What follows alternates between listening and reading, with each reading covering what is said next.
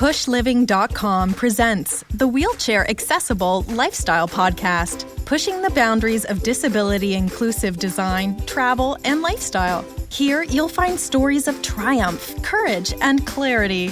You'll discover you're not alone and hear from inspirational guests from the disability community and beyond. You'll get fresh reviews of the best inclusive travel locations and fabulous products to help make your life more functional, healthy, and fun. We will intrigue, enlighten, and encourage you to live your best life on wheels. Whether you're a wheelchair entrepreneur, a stay-at-home mom or dad, or newly disabled, you will love the advice and ideas we share to help you learn, grow, and push your own boundaries. Now, let's roll. Good afternoon, and this is Deborah Davis, and this is the PUSHLiving Podcast. This is episode number 32 with Jesi Stracham. Jesi contacted me a little while ago. She seems to be quite the Instagram star, and we started following her at PUSHLiving, and we noticed that she was quite the firecracker. So I think you all are going to really enjoy the show today. One of the things she said, and we're going to name the podcast in the show notes this: don't compete, collaborate. So that's going to be kind of the theme today, but there's also so much more you're going to hear from this young lady, because she's going to be very honest with you about her struggle and her life and her dreams and her goals. So let's welcome that firecracker to the show. I'm going to give you a little bit of information about her up front so you get to know who she is. So she's an SCI, so we call her, she's a wheelchair user. She's really adventurous and athletic and spunky. Basically what she does is that she's been doing the U.S. Paralympic curling team, the developmental curling team, and everything from that to the Tough Mudder.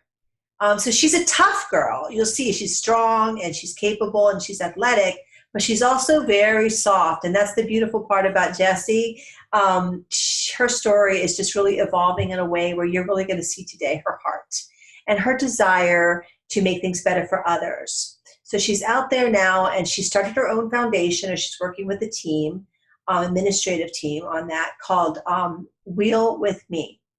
And she's changing the lives of people in society that find themselves in a place where they're now injured and they're transitioning. They don't want to get in nursing homes. They're not quite independent, but they need some help to get there. So it's a huge need, and some others are doing it. I know that she's collaborating with them because that's what she's all about. So welcome, Jesi. Thank you so much for having me. I'm so glad to be here and just to get to share my information with your entire crowd. Thank you. Thank you. We're thrilled to have your energy here today. So let's start out with telling us a little bit about how, because people are going to want to know, the curiosity killed the cat, so to speak. What happened to you that caused you to join our lifestyle community? So in 2015, I was riding passenger on a motorcycle. A woman made a U-turn in front of the bike I was on. The driver of the bike didn't stop in time. He went through her car and broke his leg. I went over her SUV, broke my back at T4 and T7. My ribs punctured my lungs between T4 and T5. I coded twice and was resuscitated, and I have a traumatic brain injury. Okay. Just curious, because tell me, how does the traumatic brain injury affect you? I have no filter at all, clearly. It's really, I have a Is that what that is, Jesi? That's my new excuse. I blame it on it all the time. But no, I love it. I think the hardest thing is my emotions. I have a hard time handling my emotions. And it really is taking a lot of practice of me being honest with myself and regularly checking in with how I'm feeling. And it's the one thing we never want to do, and it sucks sometimes, but making sure this is how I'm feeling, acknowledging it, and then figuring out how to move forward. Is it a good feeling, a bad feeling, and what do I want to do next? Okay, so when you say controlling the emotions and checking in, so it's not like you don't know what you're feeling. Explain that for a minute. Say, so you have an emotion and you go, okay, what is this emotion? And what do I do with it? Tell me how that process works. Exactly. So it's for example, I'm trying to date somebody right now, and he is not committing. And I want to say, you're dumb, I'm really great, and you're missing an awesome opportunity. But I'm checking, I have to stop myself, because I feel all these emotions for this person, and then I feel a certain type of way because he's not giving me what I want. And so rather than before, I would just snap and be like, why aren't you doing this? And my emotions would all come out. And now it's more of filtered. I mean, they still come out and he knows exactly how I feel, but it's not as aggressive. And so it's really, I've lost friendships over it because it's taken a lot of time to adjust. And I would say something and it came so aggressive and hurtful. And when I realized I was starting to hurt people, then I'm like, wow, I should probably check in with myself, maybe get a grasp on this and try and understand it more. So I went to therapy and we worked through a lot of different things. And I totally recommend anyone that has an injury. I've been injured 5 years now, and therapy was a game changer for me. I waited 3.5 years to go, and I should have went when I got out of the hospital. That is so wonderful that you're talking about this today, because I think a lot of people can relate. I don't think it really has to do with your head injury. It's just wisdom and growth and just being mature. And it sounds like you're really changing yourself so you're a better gift to others. But you're also, the thing I love about you, when I said spunky, now I get it. But it's like I'll never have to worry about what you're thinking. You'll always be honest. Yeah, 100%. I mean, I'm not, and I never sugarcoat anything. It's my closest wheel friend. She lives in Arizona, so I see her once or twice a year. And sometimes when I see her, I let her know she's looking happy, meaning she's put on a little bit of weight. Okay, I'm not going to show you me today, but oh my God, I love you. I hope you come to our Women on Wheels event. Yeah, I know you said you're going to try to come, and we're going to work that out with you, because I'd love to have you there. Oh, definitely. You'd be a lot of fun. I know. Okay, so that's a little bit about your background and what happened and where you are today. So tell us a little bit about your modeling. Okay, so now I understand a little bit about why that happened. One of the first things you just said to me when we were talking, you go, I'm the girl who modeled in the diaper. And I'm like, oh my God, I remember that. So that got a lot of press and a lot of fun. And it's brilliant. And you did it for a reason. So let's tell me, why did you take that beautiful girl, that body that you have, and put yourself in a position where people saw your underwear? I feel that there's a big misconception. Everyone says, I really pray that you walk again. I really hope you walk again. I'm sending you vibes to walk again. And I'm like, what? I want my bladder back. I'm a 22-year-old woman. And I choose to wear pull-ups because I do still have accidents. I'm trying to manage it as well as possible. I'm on 2 bladder spasm medicines. I take my Betric and the topical gel Neek. And I do 1 in the morning and 1 at night. And that's been pretty beneficial. But around my period, if I don't stand, if my body's just mad. Spastic, yeah. Right. I'm going to pee myself. And so with as busy as my schedule is, it's 10 times easier to change out that pull-up than it is to wash my cushion cover and change my entire outfit.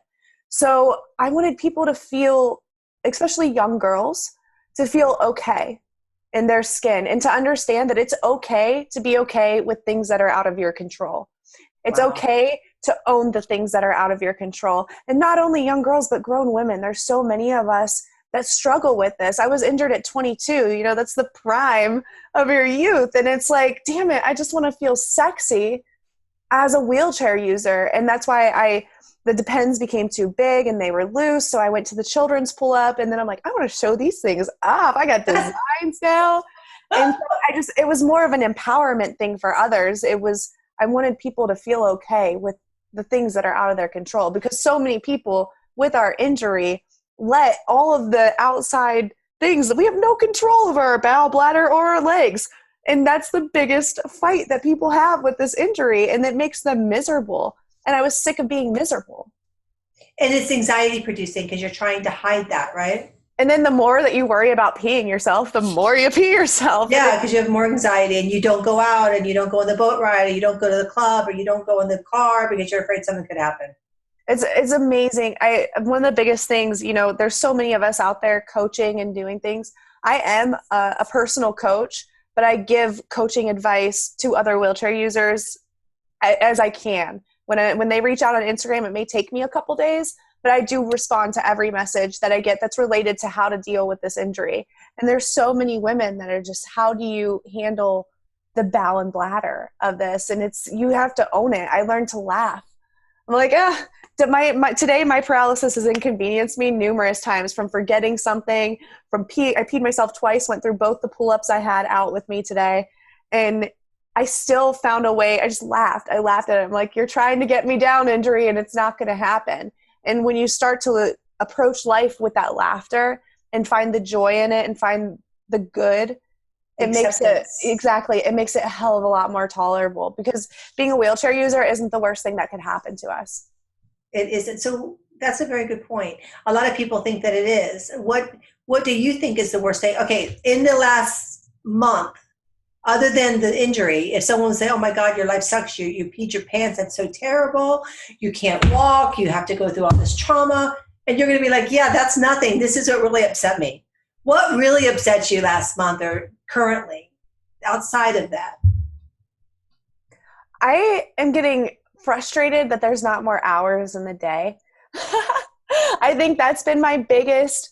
I'm trying to find time, and I'm realizing that I have now overfilled my plate, and that's really frustrating, because I'm being forced to decide, do I want to do something for me, or do I want to do what I want to do for others? And so I'm in a weird limbo place is kind of how I feel. And that's everything in my life, between my personal life with the relationship and my business life moving forward. Am I going to quit curling to focus on Wheel With Me Foundation?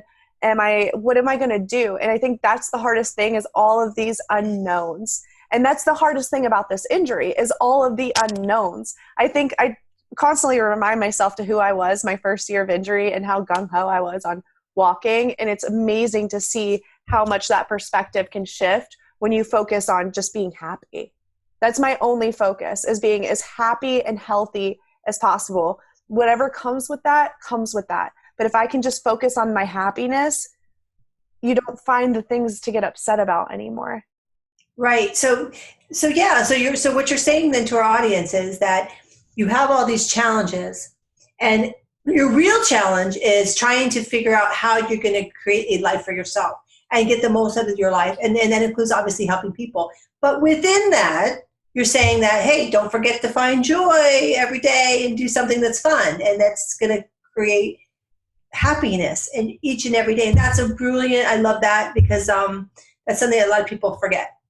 They do. We're so focused on what was lost, we forget what's still important. Mm-hmm. And so for me, I make the gym a priority, and that I wake up at 4:00 in the morning so I can work, and then I go to the gym, and then I go to class, and then I do whatever else I have to do with the rest of the day. But from 4 a.m. to 12:30, every day has looked the same since I started school at the beginning of the semester. I have made time for the gym every single day, and it comes down to prioritizing. And a lot of times people, they don't know what they want in life.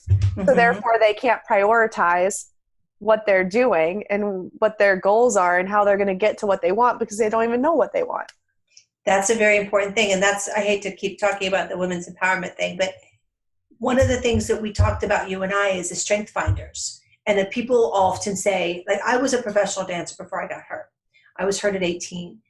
What do you do? Like, what is my strength? What is the thing? And I hear that a lot. So it's nice that you're a coach and you can help people with that. But identifying what gives you passion and what you're good at, which is usually the same thing, because they usually somehow align. If you something really that you enjoy doing, usually you're probably pretty good at it too. And maybe that can be a new career for you. So first step is finding out what your passion is and what you want to do. And therefore you can set your priorities around that. Very good advice, Jesi. So Jesi, what is it that you want to do? Long term? Sure. Or right now? Start there. Yeah. What's the big picture goal for Jesi? I want to have transitional communities all over the country. And so my idea is every region, the transitional community, what skills you're taught to go out into the world with would be specific to that region. So for example, the Midwest, you would learn how to farm from a wheelchair. In the South, we have the city. And so you would learn wherever the location is, you learn for where you're located. I think that is a key piece of rehab that's missed. You're never taught things that you're familiar with. You're never taught a different way. You just think, oh, I'm a wheelchair user and now I can't do this. But in reality, there's a way to adapt everything. Where there's a will, there's a way. And we figure it out. Our perseverance, that's what I love about the wheelchair community. The perseverance is unbelievable. It really is. It's unmatched. You don't get it anywhere. People with disabilities are unbelievable. They'll blow your mind. That's a good point. I was thinking about that. Just funny that you said that. I was thinking about that the other day, about that, how much we persevere. But then I realized, you know what? It's not just wheelchair people. I mean, if you think about it, not to get political, but immigrants and women who are in Kosovo and who are raped a million times. People persevere. They will, be starving, and then you see them surviving, and they're holding on to every single. People hold on to life, Exactly. and that's why I think a lot of us are social justice advocates, and it kind of crosses the boundaries from just being in a wheelchair and supporting the disability community, supporting all communities. It's very rare that you see people who have had the kind of struggles that we have had, not relate to people of all colors and races and, sections of, that are struggling. And we want to make our lives better for everyone. I always say I never understood what it meant to be a minority until I got paralyzed. Because, I'm a white female. I mean, I grew up with that privilege was just there. Yes. And then I became a person with a disability, and that privilege was taken away like that. Even though I'm the same person, people still have this perception of who I am before I open my mouth. And then you open your mouth and you completely shock them. You shock them. Well, that's true, because not only all of a sudden we have all these prejudices, right? We're not smart. We're not respected. Respect is a big thing. People lose respect for you when you have a wheelchair. You can roll in and they'll ignore you. I've had bartenders literally not even notice I existed. Or people, service staff, people take advantage of you because they think they can, right? When people talk to the able-bodied person with you, and then, that happened to me at the post office before. Someone helped me carry my boxes in, and I'm like, hey, I need to ship these. And then they start talking to the able-bodied person with me after I initiated the conversation. And it's amazing. You're counted out so quickly. And so I think that's what helps with our perseverance. Any minority is you're counted out so quickly that you have to fight to get back in. Exactly. You have to fight to get back in. And I was just talking to a gentleman, my last podcast, you have to listen to it. I insist you do. But anyway, it's with Renegade. He's the inventor of Renegade, which you'll love.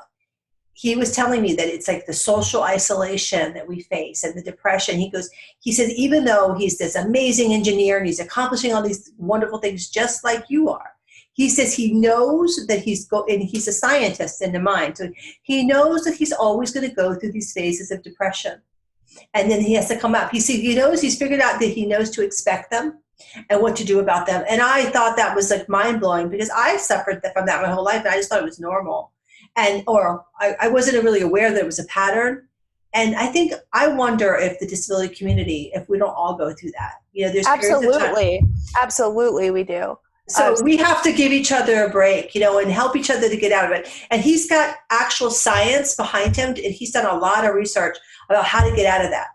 And he's learned the quickest way to get out of those phases, and I'm not saying fight every depression, because sometimes depressions can be helpful in a way, because you get into your own world and you really can be very creative, and that time away can help you kind of regroup and find out what your priorities are, right? You don't always have to be go, go, go, go, go, high energy and everything's perfect. Sometimes it's okay to sit back and be sad, right? Right, exactly.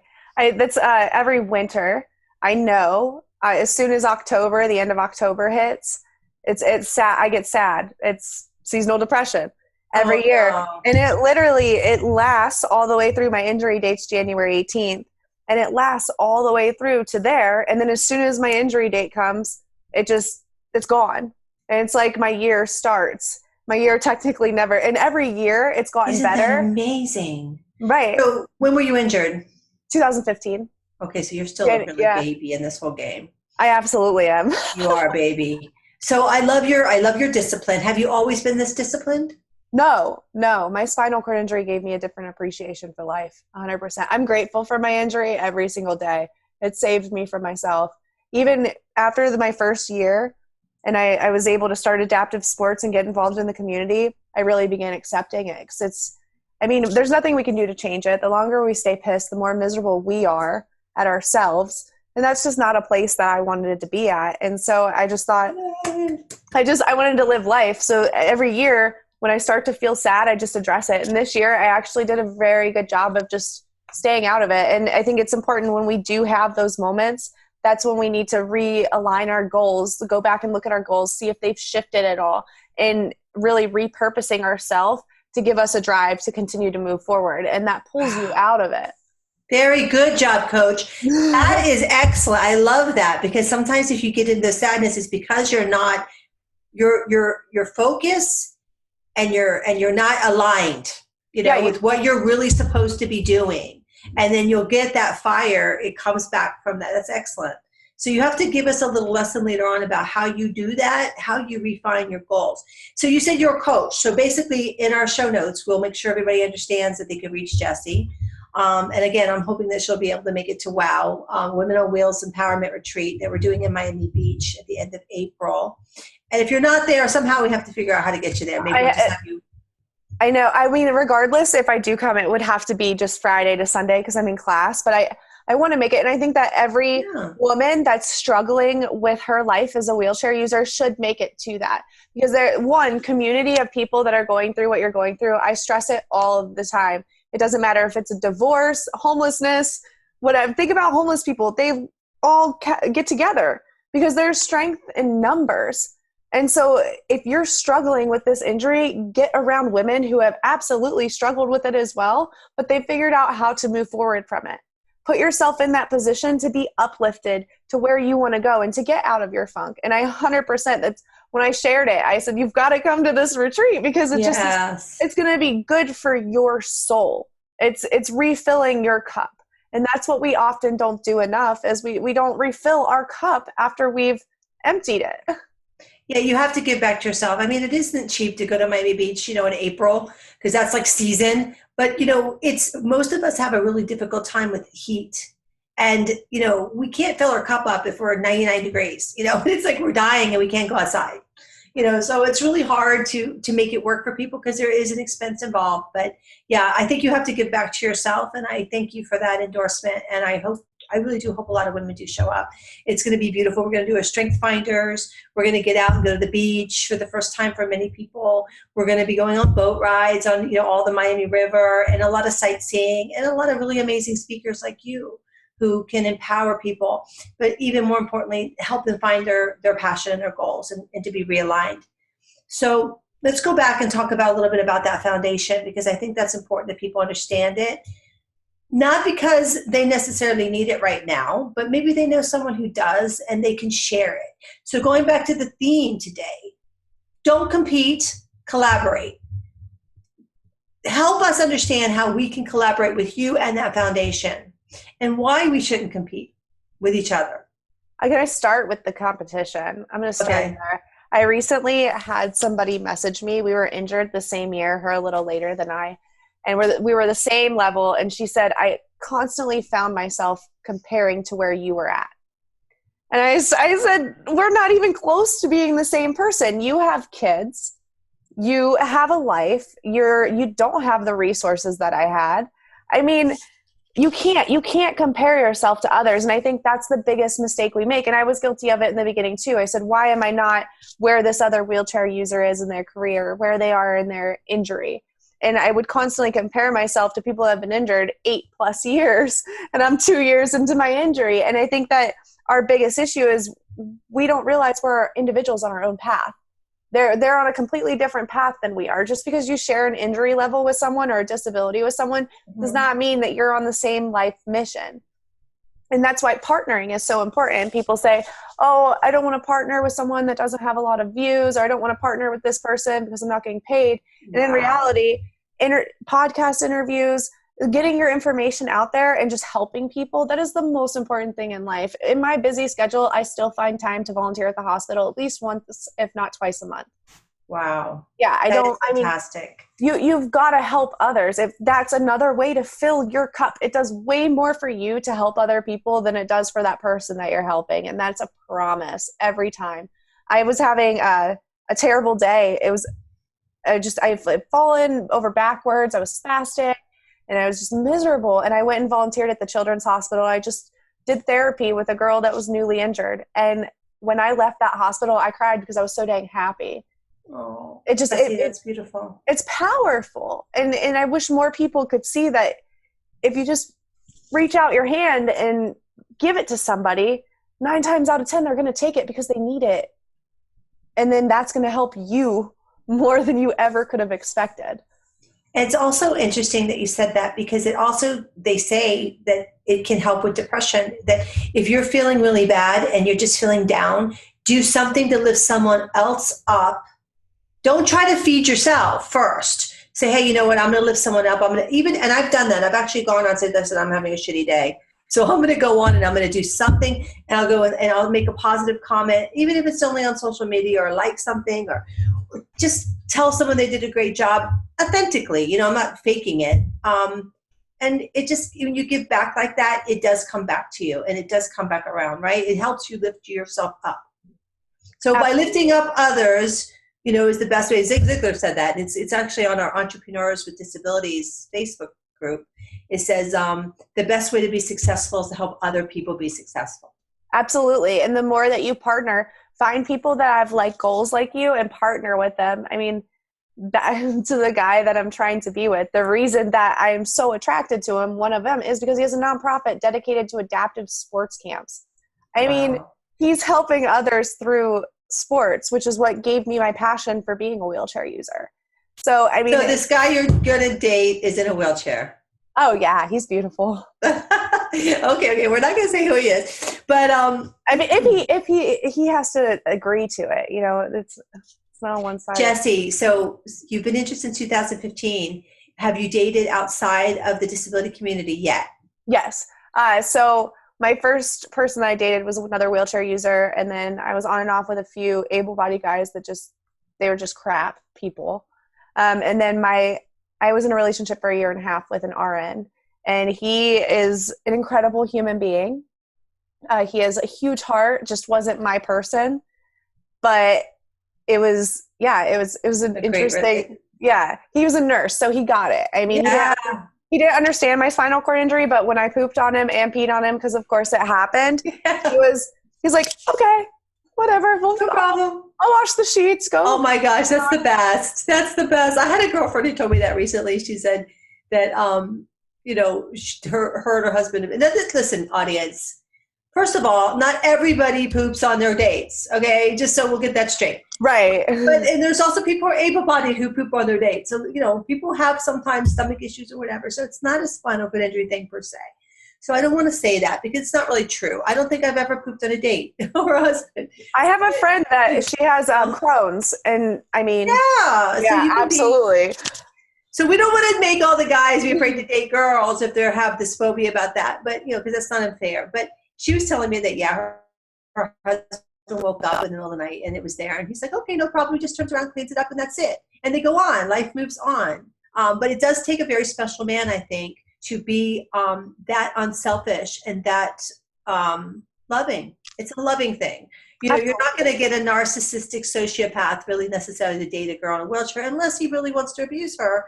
And, we can talk about that another day. That does happen. It does happen, right? Have you ever heard of and I'm not saying that divos are psychopaths, they are psychopaths most of the time. Some of them are good, but most of the time they are like all men, right? Yeah. I mean, I can't tell you how many of my floor transfer videos and me putting shoes on, they're on Pornhub. Like, who gets off on a paralyzed girl getting back in her chair? But the thing about the acceptance is, like, being with another wheelchair user has been super easy because he's been injured over 10 years. So he is acclimated to the life. And it's literally, I'll be doing something and I don't have to say anything. And he just anticipates what I need him to do next. And that is amazing. You guys have to come on a trip with me to Keys or something sometime. Okay, so let's go back. So going back really quickly, because I know people are going to go, what the hell is she talking about? Devo? A Devo. Oh, yeah. Let's explain it real quick. Try not to be negative because, we don't want to stereotype anyone. No. So a Devo, bad people. Yeah. Devotees, just like I find somebody with beautiful blue eyes and dark hair, and you have a type. A devotee's type is a wheelchair user or a person with a disability. but it's because sometimes they find the disability attractive. Sometimes they just find the perseverance that the person presents attractive, or they find the mobility equipment attractive. And it's simply a type. The reason that they have a bad name is sometimes they are overly aggressive and obnoxious and disgusting, and they put your videos on Pornhub. Exactly. But, I was talking to a girl who had an experience like that, and I was saying, you know what, but men in the regular community, if they'll get on these sites and talk about, I want a girl with a big booty, or I only date women, and that's okay. Or, I only want girls with big breasts, that's okay. And they'll take pictures of girls and put them on Pornhub. But it's like we keep saying, but if they happen to like a girl in a wheelchair, they're sick. The whole thing is a very weird thing. Men are sick. Yeah, exactly. Well, but it's like, if you're a psychologist, it's fascinating because, in the psychology world, how do people become that way? Some people really are fascinated by rubber, and, or some people are fascinated by older women, or shorter women. And how does that exactly happen? And they're just fetishes or proclivities, and who knows how they happen, but they are where they are. And there's nothing wrong with it either. I mean, unless they're being aggressive towards somebody. And what a lot of people don't realize is a lot of healthcare professionals are devotees. I know. Yeah. Believe me. Your wheelchair provider, your nurse, I know. So they're everywhere, and sometimes you just don't know, and sometimes they don't know. I actually had a guy tell me one time, "You're making me a devotee." I'm like, that's cool, because I'm actually starting to think I'm a devotee, and they never even thought about it before. So that's kind of hilarious, right? All the things you never think about until you're thrown into this life. Listen, it's better than not. Well, no, I shouldn't say that because I'll get a lot of flack. But the bottom line is that it's obviously better to love the human being and the person that you are. But, if they happen to love you because you have blue eyes and blonde hair, so be it. I'll accept it. Exactly. And, I'm not going to throw you away. And if you just like girls who are only heavy and you don't like me, that's fine too. We just all need love, right, Jess? That's exactly. No, that's the thing. And then, people are like, what's your sexual orientation? It's like, love is love is love. I love it. Well, I love you already, so yeah. I know, we have to meet. Oh, we will. I'm going to make you come. You're going to be there in April. Okay, so we talked about that, taking a guy in a wheelchair. We're going to have to check up on you on that and find out what happens. But I'm just going to say this. Whatever will be, will be. Don't force it. That. I'm letting the universe do its thing. Exactly. And I love him. He loves me. And that's been said. And what else do we need? And you're staying open. You're so honest and open, and that's beautiful. And I think that as long as you stay open, the right person will come to you. Right. And even if you get hurt, just allow it to be and let it go. And you'll find someone that's right for you in the end, right? I've been hurt before. Yeah. No, it's one of my good friends, Steven, he's in a wheelchair as well. He gave me the book, and I listened to the audiobook called Untethered Soul. I really recommend that. I've probably talked about it before, but it's really about that. It's about just allowing things to be and being open. And even if you get hurt, feel the pain, acknowledge and just accept it, acknowledge it, and then move on. But don't close. If you start to get closed, then you're not letting the light through, and then it's what's the point of living if you're not going to be open? Exactly. Right? I mean, not to abuse. I mean, obviously if someone's abusing you, you got to walk away from that. You acknowledge, okay, that person's abusive. I think I'll go this way. I think I'm going to leave. Exactly. All right. So let's talk about how you stay healthy and your diet. Because you mentioned you get up at 4:00 in the morning and you go to work out. What does Jesi recommend to our wheelchair community that they can utilize today to get them healthy and fit? A lot of us don't make the time, and that's the first thing you have to do. You have to make it a priority and make time for it. And I will say what the diet does for my bowels is unreal. I go to the bathroom once, if not twice a day. And it's amazing to be empty all the time. And your belly's nice and flat, I'm sure. Right, exactly. Yeah. Because I'm not holding all that. I think that's the biggest thing that the diet does for me is my bowels. And a diet helps you keep that belly down. I mean, that's our biggest thing that we're like, oh, I'm so self-conscious of my belly. I know. I gotta tuck it in, my parapooch. And it's like, we gotta own the belly. And the more that you definitely the diet. The diet's number one. People think, okay, so you keep talking about the diet. What's the diet? Okay, so I start my day with a protein shake. We're way too much on the go typically. I set time aside every week to meal prep for 4 days, and I'm very easy. I like to eat the same thing. So I typically have 2 spinach salads a day with red onion and some type of protein. This week it was tofu. Last week it was steak. And then for dinner, I have another protein with a sweet potato.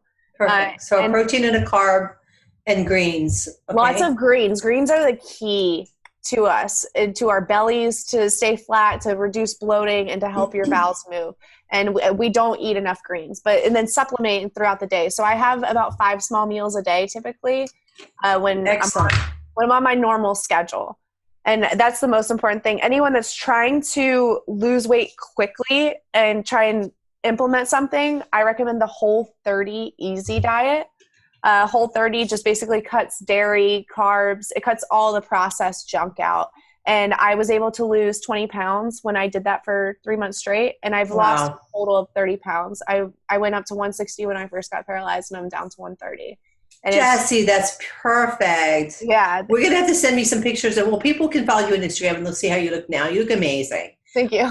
Yeah, I need to lose 10 pounds. I just started gaining, and I used to be 135, and I'm like I'm 145. So it's just prioritizing. And so I have a group called Wheel With Me Fitness on Facebook. I need to go through and add people to it. I haven't went through the thing recently, but I do share there and YouTube workouts that you can do at home are easy workouts. And a lot of my workouts are just things to help your function. People think that I'm working out to get stronger and I'm working out to look good and to recover. And in reality, I'm working out to improve my quality of life. If I can get my core a little bit stronger, it's a little bit stronger. If I can, because now I can balance. I can put my hair up. Oh, yeah. I do my own braids, French braids in my hair. Oh. I mean, I don't have to hold on to the counter to brush my teeth. I can put my hands out in front of me.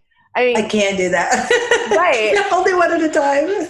Right. And it's huge things that improve your quality of life. And it's the small things that we don't think about. So adding exercises just to make yourself stronger. And they're simple. You can do them at home. Like I do one where I put a ball in between my legs, and it started as a massive ball to where my chest only went right to it hardly. But now I can go actually down to my legs, and on a strong day, I can pull myself back up. Going from a T4 injury to being able to pull myself forward from my legs. Wow. Modified. Okay, so we don't want to get too much into the details, because I'm going to send people to your links. Is that okay? Yeah, absolutely. So you have a Wheel With Me Facebook page that has a fitness section to it, right? You have Instagram, and you have videos that you can share. And the videos you share on Instagram as well, the fitness videos? I do share them in my story.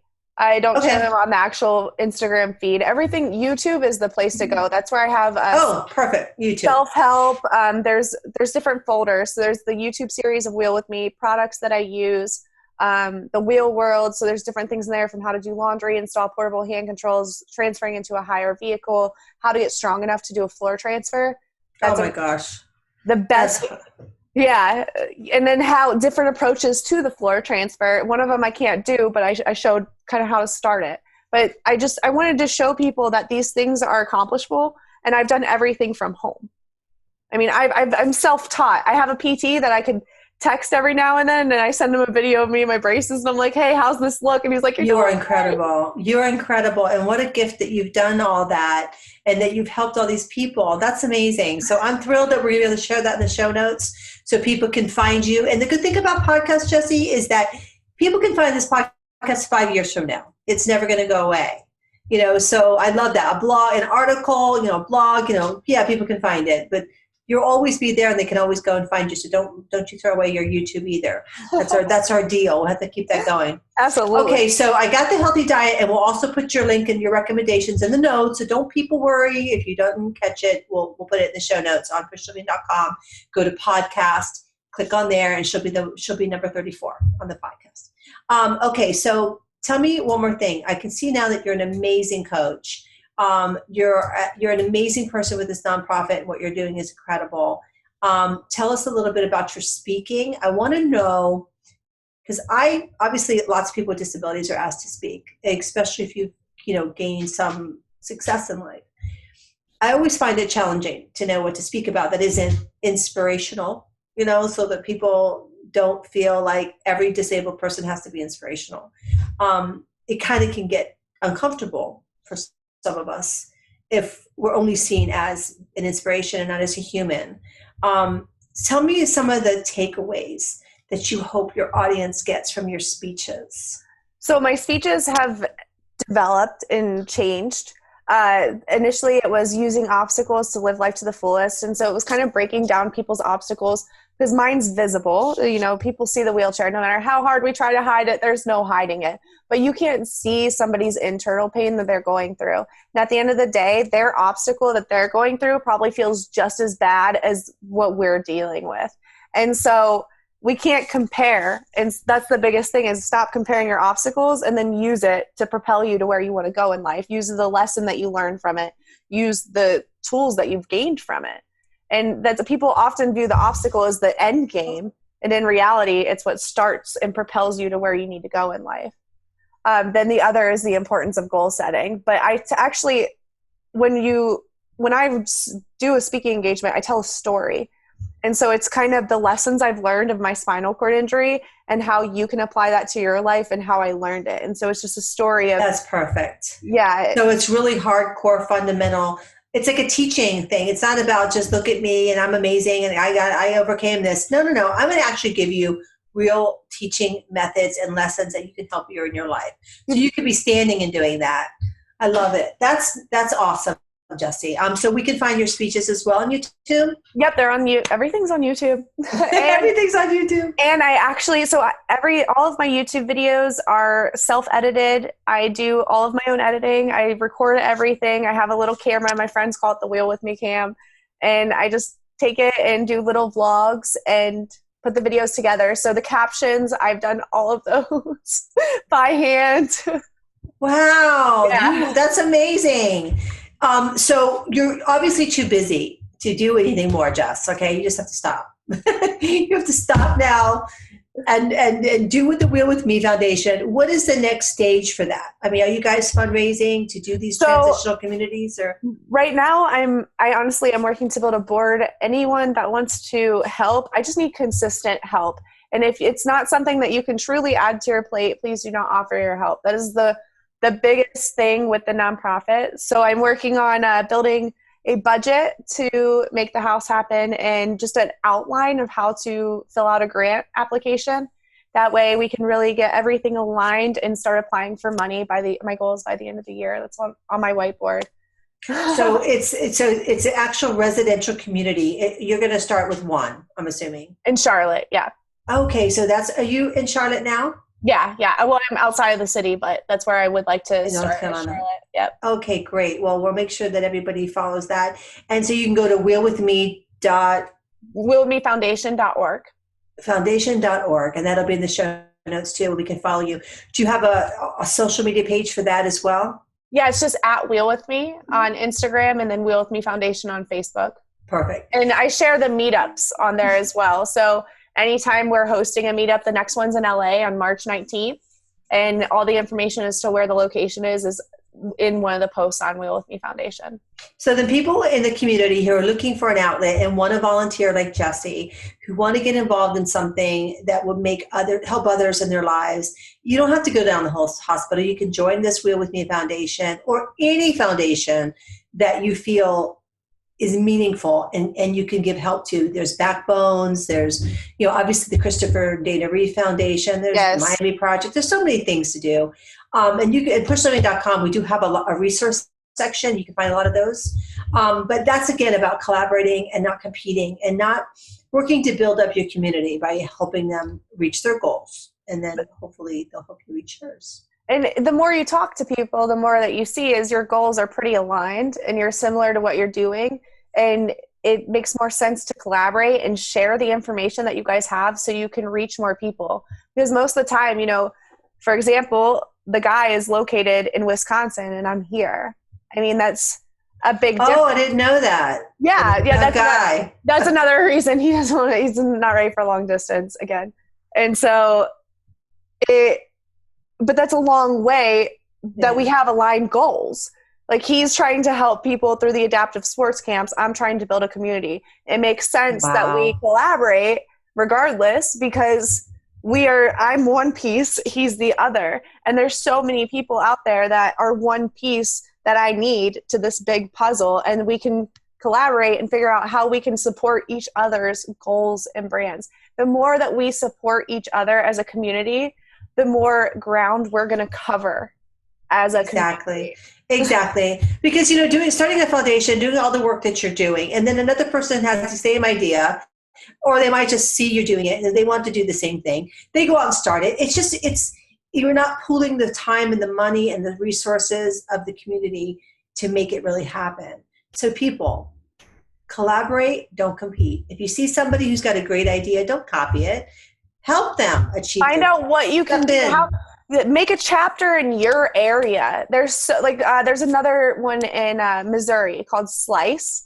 And it's the same idea, getting people with spinal cord injuries able to do the things that they want to do. They do outings and different things. And he's working on a chapter in Arizona.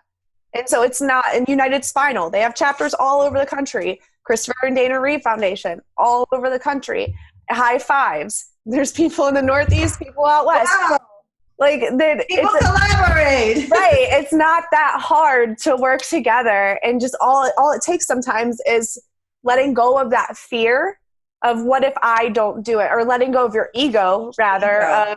The ego is a killer, and it's letting go of that ego to say, you know what, I don't have to be the big name on this, but I do want to be a part of it.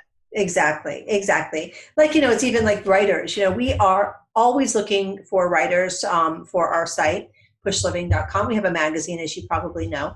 And I would love to have you as a writer sometimes, as a guest writer, and then we could link to your YouTube, and then more people could find you on YouTube. So you're giving content to our site, you're helping me, and I'm in turn helping you, rather than you saying, oh no, it's got to be all mine. I have to be the only one with the content. That's what people do. And it is unfortunate. And that's the biggest mistake. How's that working out for you? Yeah. I want to know. All you're doing is shutting the door in your own face. And it's silly. Just the people that, it's a smaller brand and I'm not going to get the exposure. Those 10 extra followers that you just gained from doing that are 10 extra followers or 10 extra fans that you wouldn't have had you not put yourself out there. And guess what? There's a good chance they'll share it.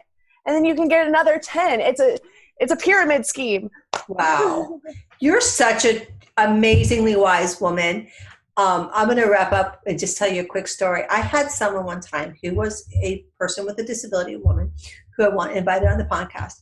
She writes me back and she goes, well, what are your followers? I need to know you're this. I need to know this. What is your downloads? What is your SEO? What is your analytics for last month? And I was like, I said, well, this is really, they were actually pretty good.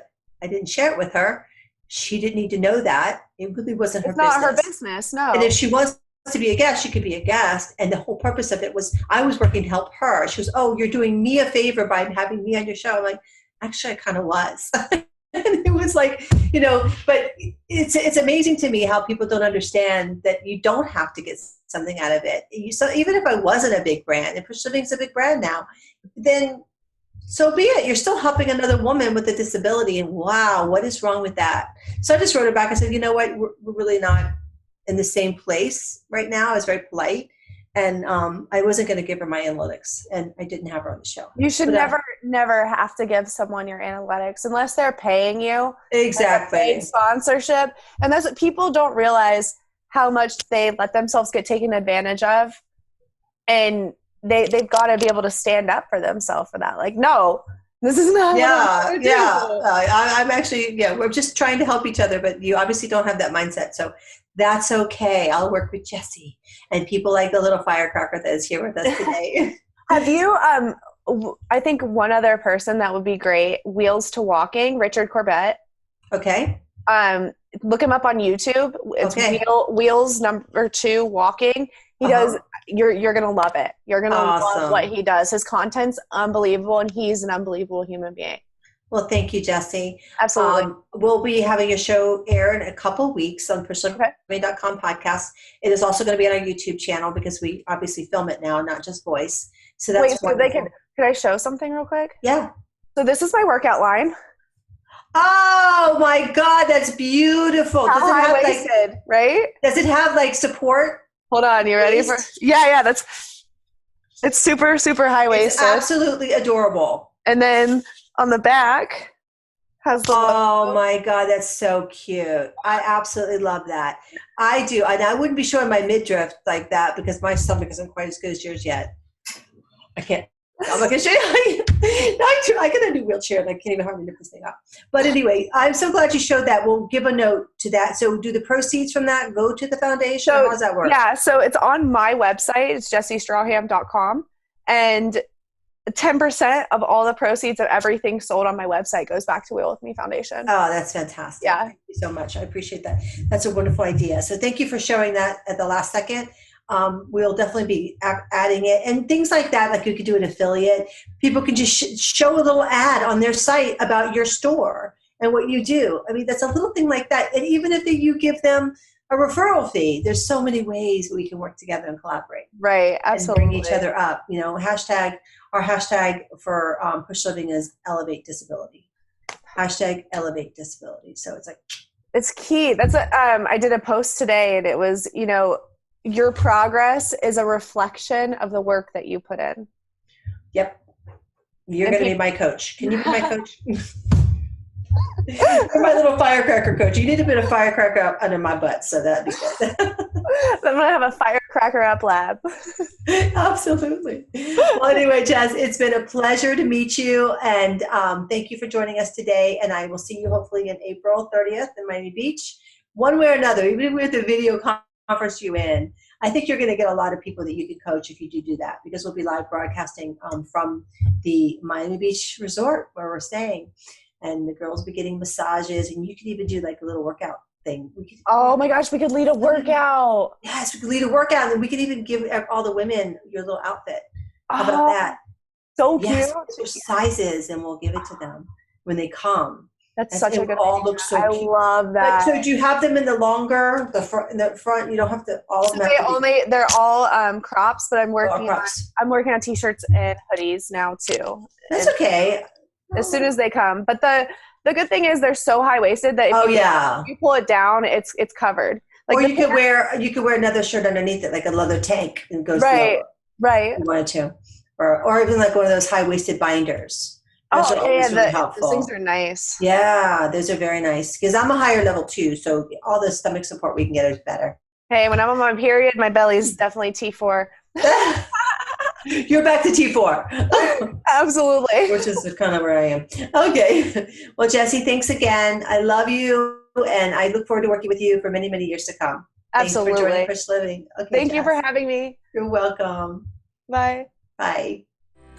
From outdoor adventures to indoor activities, the Will Model C will complement your every move with superb stability and durability, easy disassembly, and tight turn capability. The Will Model C personal electric vehicle can help you live the life you aspire to. To learn more and find your perfect match, visit www.will.us.